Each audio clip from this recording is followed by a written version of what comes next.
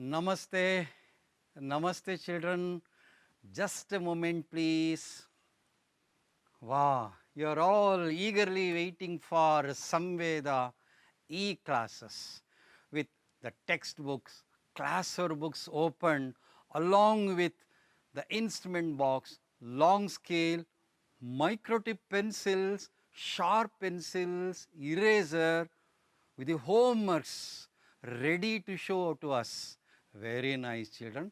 In fact, this is the way one should attend Samveda classes. So, accept our hearty congratulations for showing so much of interest to learn and for your preparedness. Okay. So, a hearty welcome to this third session on Introduction to Euclid's Geometry, Mathematics, 9th standard geometry portions. Okay. This being chapter number 2. In the previous 2 sessions, we have discussed about 7 definitions and 7 axioms. Can you recall them? Okay. Definition 1 states that a point is that which has no part.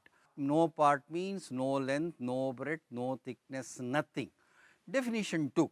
Definition 2 states that a line is breadth-less length, means a line has only one dimension, that is length. The third definition, the ends of a line are points. Now, definition 4. A straight line is a line which lies evenly with the points on itself. Definition number 5. A surface is that which has length and breadth only. Definition 6. The edges of a surface are lines. The last definition, definition number 7, a plane surface is a surface which lies evenly with the straight lines on itself. Now, let us recall axioms which we have learnt in the previous session. Axiom number 1, things which are equal to the same thing are equal to one another. Axiom number 2, if equals are added to equals, then the wholes are equal. Axiom 3, if equals are subtracted from equals, then the remainders are equal. Axiom 4, things which coincide with one another must be equal to one another. Axiom 5, the whole is greater than the part. Axiom 6, things which are double of the same things are equal to one another. Finally, axiom number 7, things which are halves of the same things are equal to one another.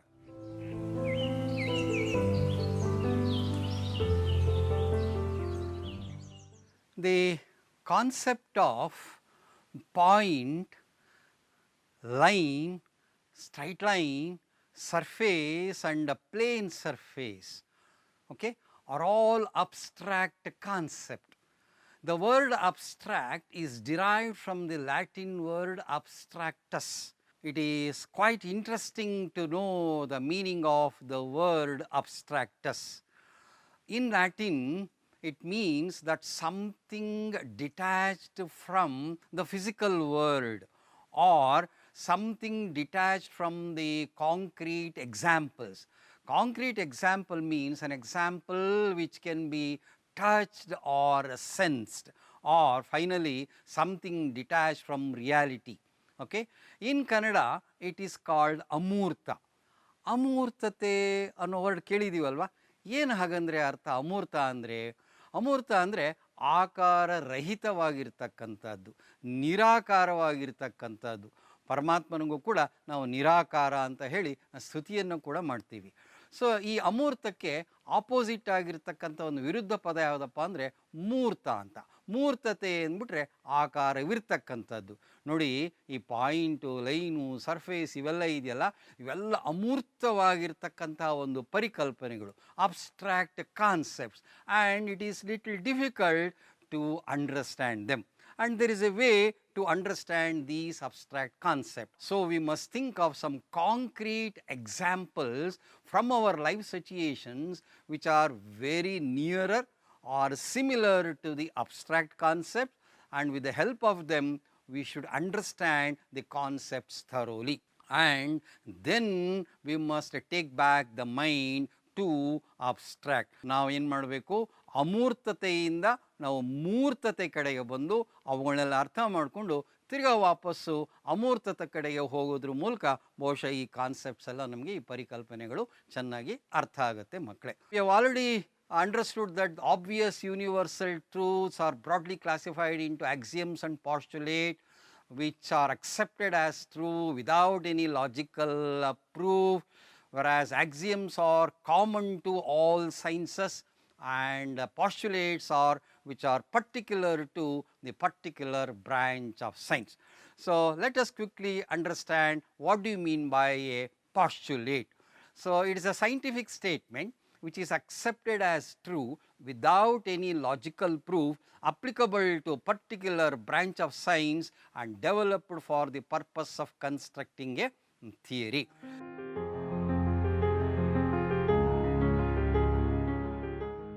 Let us now try to understand the criteria for the geometrical postulates in particular. What do you mean by criteria? Criteria means conditions on which decisions are based.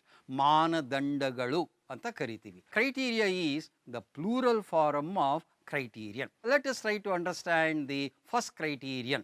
The first criterion states that the number of postulates for a topic or for a subject must be as minimum as possible.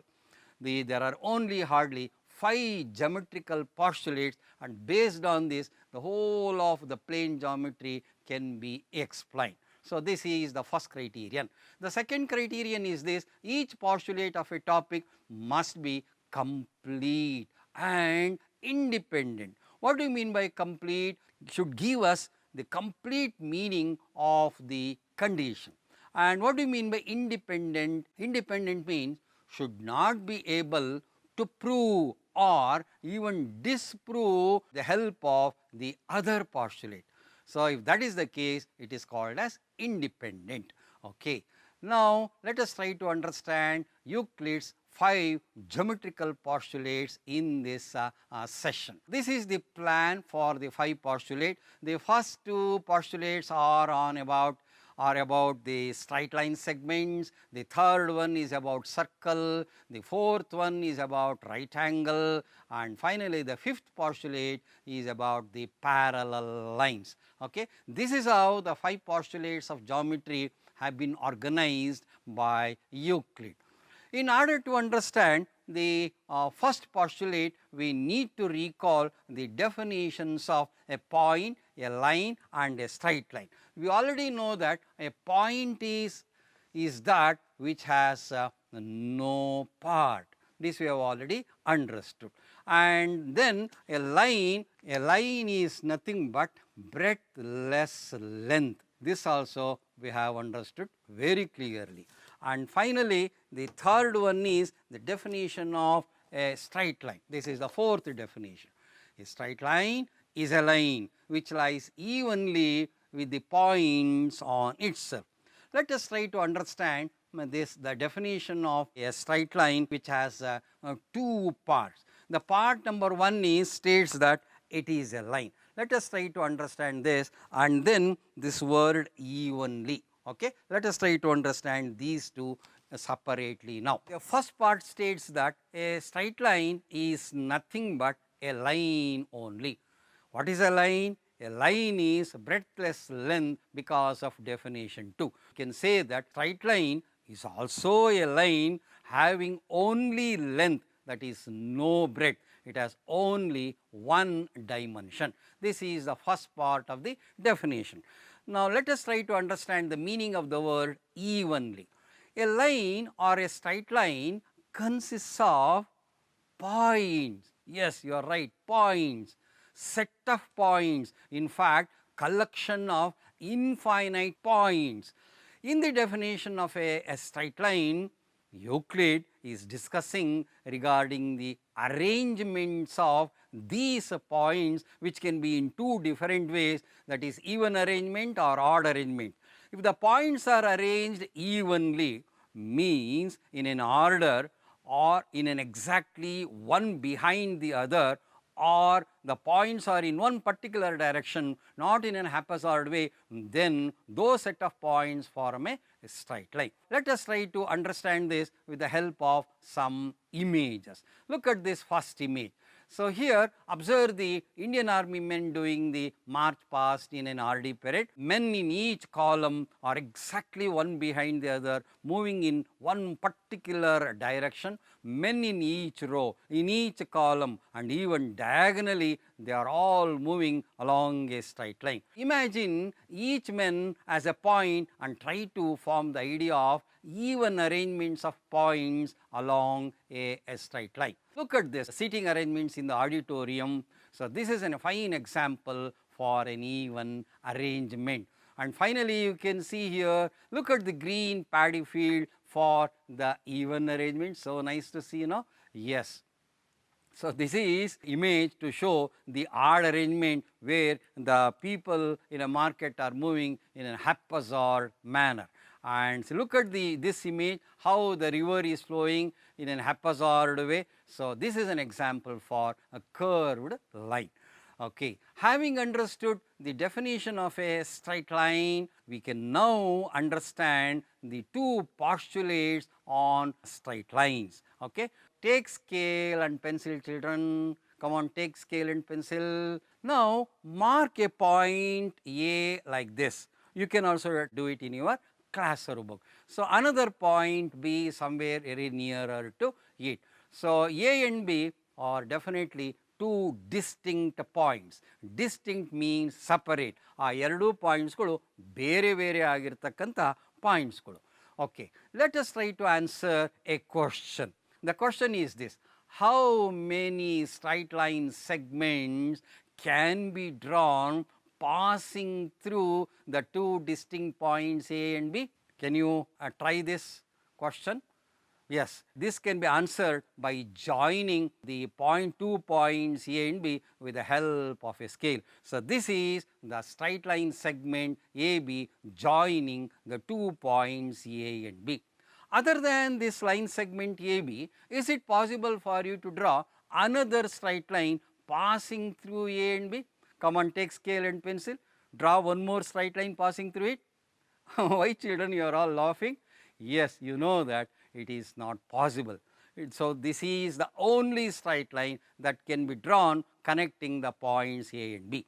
Before we take any decision, let me ask you one more question. How many curved lines can be drawn joining the 2 points A and B? So, many curved lines can be drawn joining these 2 points. Therefore, we conclude that given two distinct points, there is a unique straight line, that is one and only one line passing through them, and the meaning of unique is being the only one of its kind. In Kannada, it is called Ananya. We formulate a statement like this. Okay, this is our statement: a straight line segment can be drawn joining any two distinct points. Segment means a part of a figure. Here, straight line segment means a part of a straight line only. Okay, a straight line segment means only one straight line segment can be drawn joining any two distinct points, and this is in fact the postulate number 1. You understood this postulate number 1 very clearly? Okay. Now, let us see one important application of this postulate 1, but from the algebra section. Okay. So, here is a linear equation, a simple equation, y is equal to 17 minus x. So, we wanted to draw the graph of y is equal to 17 minus x. You know, for this a tabular column has to be drawn and give any 3 values for the x and find the corresponding values for y, and then draw the 2 axes xo x dash and yo y dash at right angles to each other. Now, we have to take a scale. a convenient scale we have to choose. So, let 1 centimeter or 1 unit in the tabular column means 1 centimeter. Now, 2 centimeter along the x axis, 7 centimeter along the y axis. So, this is the point whose coordinates are 2 and 7. So, call it as A. Similarly, plot the point 3, 2. Let us call this as point B. Children, now, how many straight line segments can be drawn passing through A and B? Recall the postulate number 1. Yes, this is the only straight line that can be drawn passing through A and B. So, therefore, we say this is the unique straight line passing through the points A and B, and this straight line is the graph of the equation y is equal to 17 minus x. In order to draw the graphs of simple equations, we hardly require 2 points, because we know through any 2 points there is exactly one straight line passing through them. But the third point is given for the verification of calculating the values of x. This is the point C whose coordinates are 4 and minus 3. So, this is what we have understood. This is postulate number 1. Let me keep it on the Euclid's wall.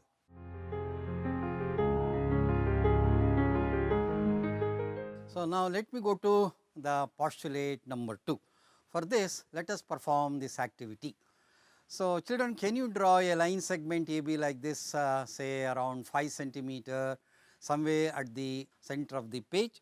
Yes. Is it possible for you to extend this line segment AB along a straight line? Is it possible? Yes, it is definitely possible with the help of scale and pencil.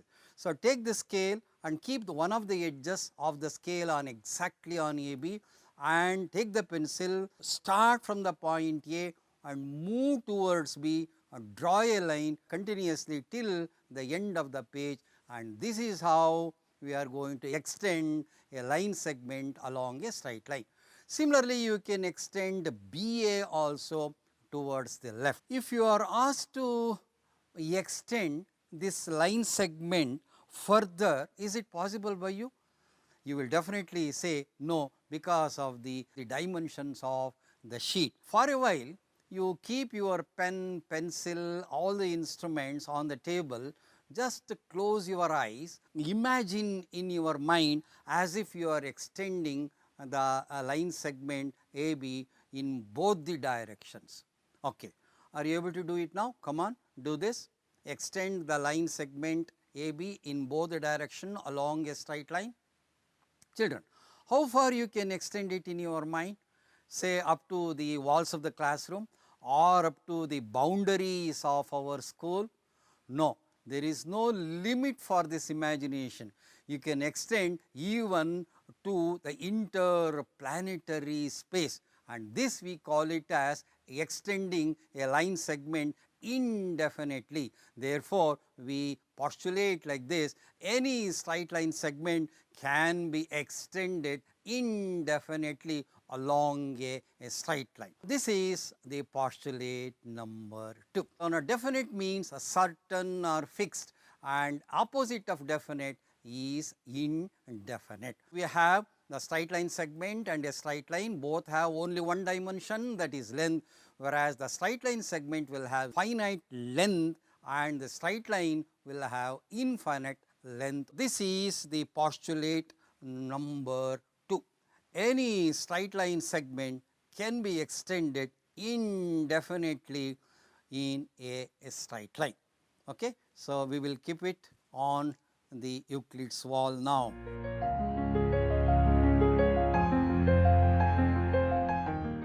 We denote a straight line segment and array in the following ways.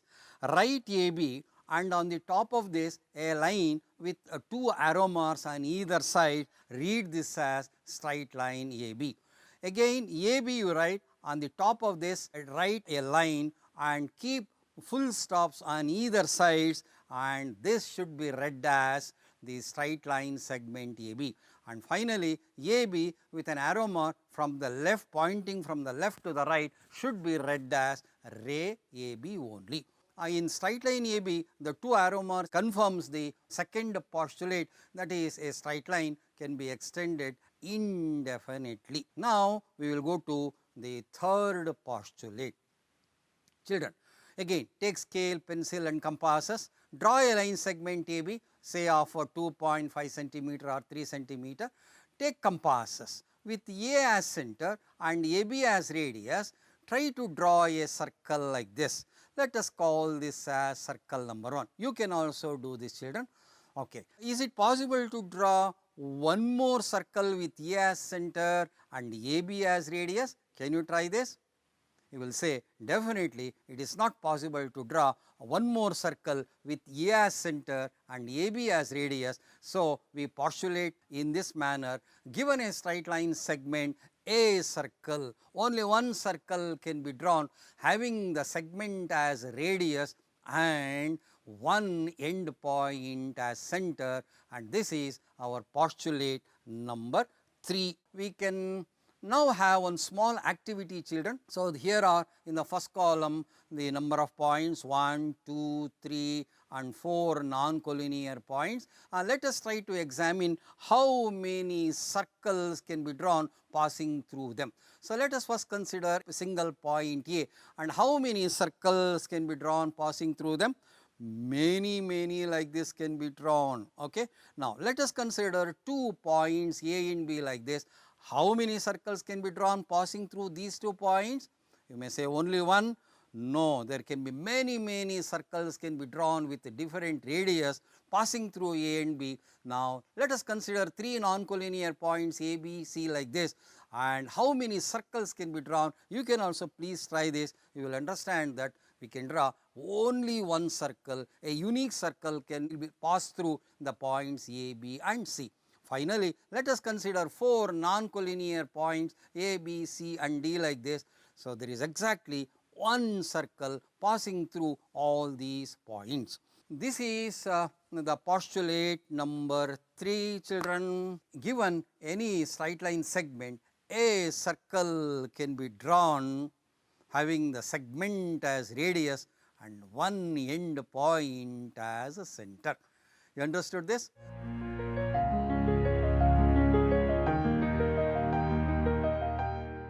Now, let us go to postulate number 4. Nowhere in the book Elements Euclid has used degree, as the unit of measure of an angle as we are using now. From this we can infer that the tool protractor to measure an angle and the degree, the unit of measurement of an angle was not known to them.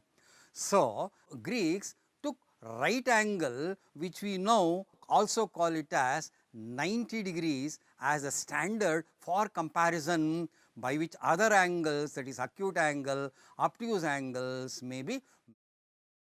So, Euclid has defined clearly a right angle in his the list of 23 definitions as definition number 10. This can be referred to as axiom number 3.1 in our textbook, which states like this: if a straight line standing on another straight line makes the adjacent angle equal to one another, then each of the two angles is a right angle.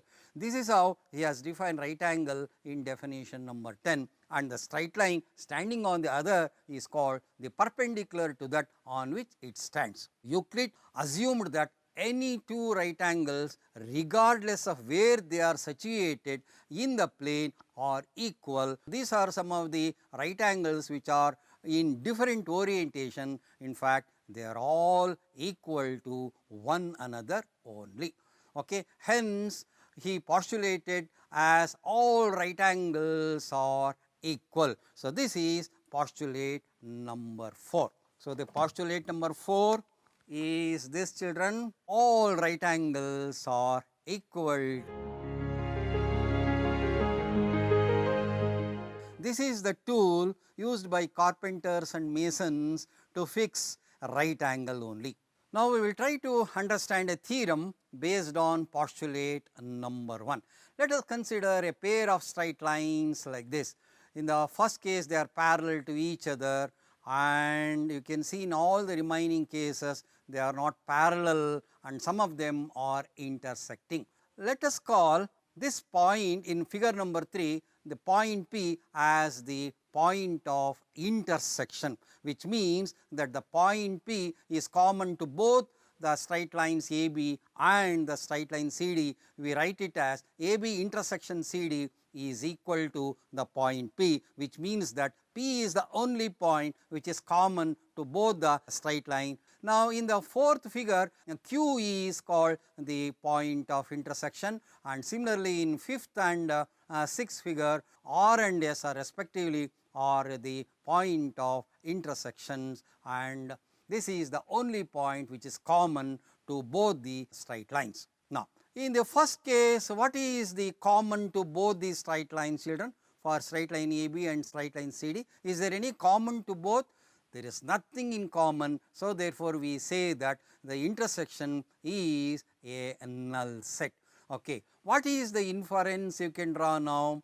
We can say that two distinct straight lines can have no point in common or at most only one point in common. This can be stated as two distinct lines cannot have more than one point in common. You know already the meaning of the word distinct, clearly separate and different, and this is given as theorem number 2.1 in our textbook. Let us try to understand this now. So, for this we need to draw two straight lines intersecting each other at P, and the data is AB and CD intersect each other at P, and we have to show that they intersect each other at only one point. In this case it is the point P only. Okay. So, please note that the intersection of AB and CD is just only one point, that is point P lies on the straight line AB as well as along the straight line CD. So, in order to prove this, let us quickly recall postulate number 1, which states that a straight line segment can be drawn joining any two points. So, this is the unique straight line passing through the two distinct points A and B. So, the proof is this. So, for the time being, let us suppose that AB and CD intersect each other at two distinct points P and Q. Observe the figure. Let us choose the point Q on the straight line AB, but very close to the point P. Okay. P and Q are the points on straight line AB, and we know that straight line AB is the only straight line passing through P and Q. Okay. But as per our assumption, the straight line CD is also now passing through P and Q. So, we have two different straight lines AB and CD passing through two distinct points P and Q, but this assumption contradicts or violates the postulate number 1, that only one straight line passes through two distinct points. So, the assumption with which we started that two straight lines can pass through two distinct points is totally wrong. So, we are forced to conclude that two distinct straight lines cannot have more than one point in common, QED, which means hence proved. Postulates and axioms. Nowadays, postulates and axioms are terms that are used interchangeably and in the same sense. Postulate is actually a verb, whereas axiom is a noun.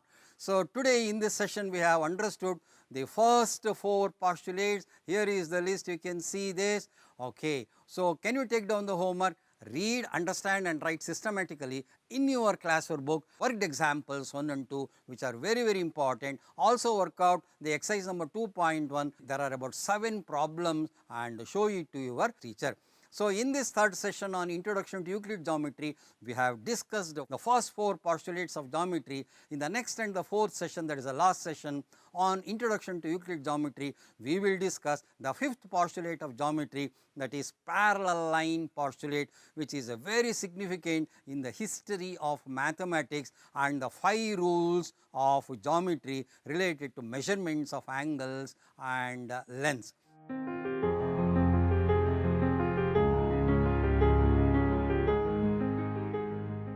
So, thanks for watching. With all my best wishes, I am T.K. Prasanamurthy, retired headmaster, Vijaya High School, Jayanagar, Bangalore 11. Namaste children, namaste.